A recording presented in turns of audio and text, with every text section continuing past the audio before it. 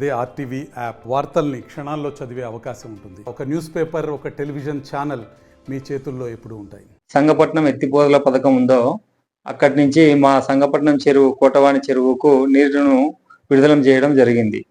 ఏదైతే సంగపట్నం ఎత్తిపోతల పథకం ఉందో 2019లో అప్పటి మన ఎమ్మెల్యే గారైనటువంటి బీసీ జనార్దన్ రెడ్డి గారు ఎంతో కృషి చేసి ఈ చెరువుకు, ఆ చెరువు కిందనటువంటి రైతులను యోగక్షేమాల కోసం అని చెప్పి ఆయన ఆలోచించి చంద్రబాబు నాయుడు గారిని 2015లో ఈ చెరువుకు లిఫ్ట్ ఇరిగేషన్ ద్వారా వాటర్ వస్తే కింద దాదాపుగా 400-450 ఎకరాల దాకా సాగులోకి వస్తుంది భూమి.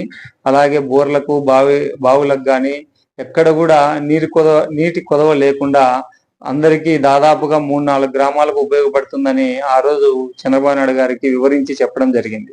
దాన్ని 2015 నుంచి కృషి చేస్తే దాదాపు మాకు 2018లో అప్రూవల్ రావడం జరిగింది.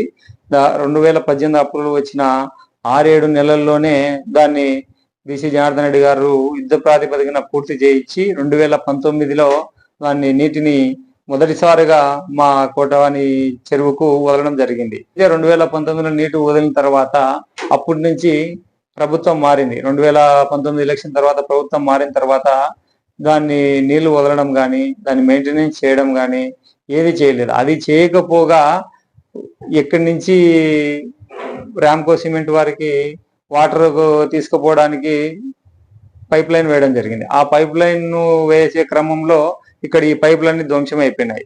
వాటిని మళ్ళీ వాడుకలోకి తీసుకురావాలనే ఉద్దేశంతో 2024 మన గవర్నమెంట్ వచ్చిన తర్వాత దాన్ని బీసీ జనార్దన్ రెడ్డి గారి దృష్టికి తీసుకెళ్లడం జరిగింది.